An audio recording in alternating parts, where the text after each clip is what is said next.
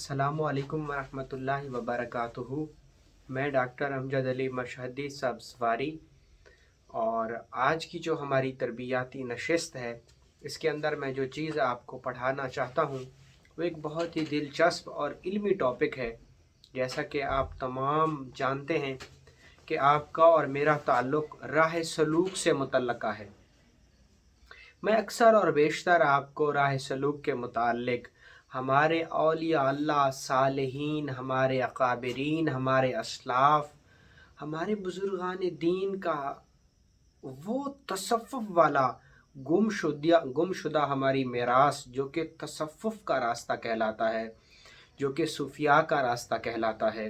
जैसे शरीयत है तो उसके अंदर प्रॉपर उसके कवायद व ज़वाबित हैं। उसमें खाने से लेकर और छोटे से छोटे काम जो इंसानी ज़िंदगी से मुतल्लक़ हैं, इस्लाम की शरीयत ने तमाम तर बताए हैं।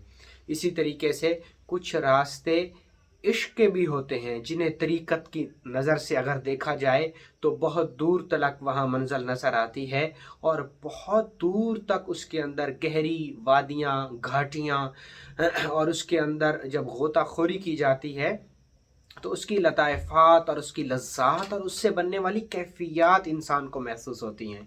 तो उसी सिलसिले को आगे बढ़ाते हुए आज मैं जो चीज़ आपको पढ़ाना चाह रहा हूँ वो है नौरोज़। दरअसल नौरोज़ क्या है, इसकी अमलियात के अंदर क्या हकीकत है। जो वक्त नौरोज़ है, जो आलम नौरोज़ है, उसका ताल्लुक़ तसव्वुफ़ से तो नहीं है, ताहम उसका ताल्लुक़ आमिलीन से है, अमलियात से है। और आमिल, अमलियात और कुरान पाक के वर्क, औराक और आयात, अल्फाज और हरूफों के अंदर छुपी हुई उनकी रूहानी और मख्फी क़ुव्वत जो है, उसका हर मुसलमान कायल है कि बिलाशुबा कुरान रुश्द व हिदायत के साथ साथ दुनिया के तमाम उलूम, अल्लाह की किताब जिसे उम्मुल किताब का नाम दिया गया, वो इसी किताब से ही माखिज़ हैं। ख्वाह वो दुनिया की बायोमेट्री ले लें, अलजबरा ले लें, दुनिया के कुलियात ले लें, केमिस्ट्री का इल्म ले लें, बायो का इल्म ले लें, फ़िज़िक्स का इल्म ले लें, शुमारियात का इल्म ले लें, बदन का इल्म ले लें, डॉक्टरी का इल्म ले लें, हिसाब व किताब का इल्म ले लें। दुनिया में जितने भी उलूम वजूद में आए हैं वो उम्मुल किताब से वजूद में आए हैं। कोई भी ऐसी चीज़ नहीं बनी, कोई भी ऐसी बुक नहीं है जिसको उम्मुल किताब कहा गया हो। कोई भी ऐसी किताब नहीं है जिसको मा हाज़ा इल्ला कलामुल बशर का दर्जा दिया गया हो, क्योंकि हर किताब का लिखने वाला है, और हर किताब का जो मुसन्निफ़ होता है उसकी जो अपनी भावनाएं होती हैं, उसकी जो अपनी थिंकिंग पावर होती है, उसकी जो सोच का धारा होता है, वो जहाँ तक बढ़ता है, जहाँ तक उसकी वुस्अत होती है, वो उतना लिख पाता है। और कुर्बान जाऊँ अल्लाह रब्बुल इज़्ज़त की वसातत के कि जो बासित है, जो बसीर है, जो शाहिद है, जो नज़ीर है, जो पूरी कायनात को इल्म देने वाला है। जहाँ तक आपकी और मेरी बसारत है, उससे भी कहीं आगे अल्लाह रब्बुल इज़्ज़त की हिकमत छुपी हुई है, उसकी हुकूमत है। तो जो कलाम अल्लाह रब्बुल इज़्ज़त ने लिखा उसमें कितना इल्म होगा। तो उसी इल्म का ये जो मैं आपको टॉपिक पढ़ा रहा हूँ, आलम नौरोज़, इसका ताल्लुक़ कुरान पाक से ही है। कुरान पाक के अंदर, दरअसल कुरान पाक के अंदर एक सूरत बुरूज है जिसमें अल्लाह रब्बुल इज़्ज़त ने बुर्जों का जिक्र फरमाया है।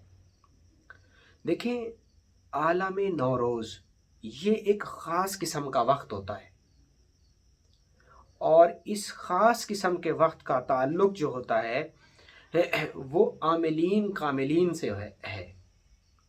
दरअसल जो आमिलीन जुफ़र हैं, जो आमिलीन फ़लासफ़ा हैं, उन्होंने 12 बुरूज की दरियाफ्त की है कि हमारे निज़ाम शमसी के अंदर 12 बुरूज होते हैं। ये एक प्रॉपर पूरा एक नॉलेज और पूरा एक साइंस है, एक पूरा इल्म है सियारगान का, जिसको साइंसी इल्म माना जाता है। और 12 बुर्ज होते हैं हमारे निज़ाम शमसी के अंदर, और उन 12 बुर्जों के अंदर हर बुर्ज के 30 दर्जे होते हैं। जब ये 12 बुर्ज 30 दिनों से गुजरते हैं तो 360 दर्जे बनते हैं। और इसका जो पहला बुर्ज है वो हम्मल है और जो आखिरी बुर्ज है वो हूत है। दरअसल आलम नौरोज़ या नौरोज़ का जो वक्त है ये एक ऐसा वक्त होता है जिस दिन सूरज अपने तमाम ये बुरुजों से घूमता हुआ, सियारे तमाम बुरुजों से घूमते हुए, तमाम बुरुज अपने जो है ना अपने दर्जात से का चक्कर मुकम्मल करते हुए जब वो अपना 360 दर्जे का चक्कर पूरा कर लेते हैं हर बुर्ज, तो फिर दोबारा वो ज़ीरो पे आते हैं। जब 360 दर्जे पूरे हो जाते हैं, आपने देखा होगा कि हमारी घड़ी की भी जो सुइयाँ होती हैं वो 360 दर्जा पे ऐसे घूमती हैं, और जब वो घड़ी 360 दर्जे पर पूरी हो जाती है तो फिर दोबारा से गिनती काउंट होती है। तो जब हमल हूत के 360 दर्जा हूत पे ख़त्म होते हैं और हमल दोबारा आता है 0 दर्जे पर, तो ये जो वक्त है ये अल्लाह का ख़ास वक्त है। ये ख़ास वक्त क्यों है? आमिलीन फ़लासफ़ा इस वक्त से मुराद लेते हैं कि ये वही वक्त है जब जनाब आदम अलैहिस्सलाम की पैदाइश हुई थी। ये वही वक्त है जब रूए ज़मीन को अल्लाह रब्बुल इज़्ज़त ने बनाया था। ये वही वक्त होता है जब अल्लाह रब्बुल इज़्ज़त ने तमाम तर इंसानों की रूहों को बनाया था, इसी वक्त पे बनाया था।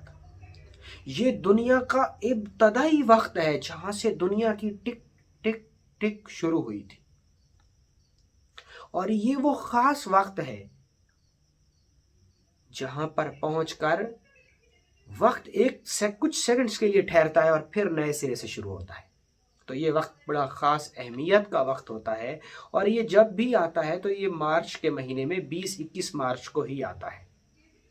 इस महीने में खुशहाली आती है, पौधे नई कोंपलें निकालते हैं, दरख्त अपने नए पत्ते निकालते हैं, बहार का मौसम होता है, खुशी का मौसम होता है, कायनात का इब्तदाइया वक्त होता है, कायनात की उम्र का एक साल पूरा होता है और नए सिरे से आगे साल बढ़ता है।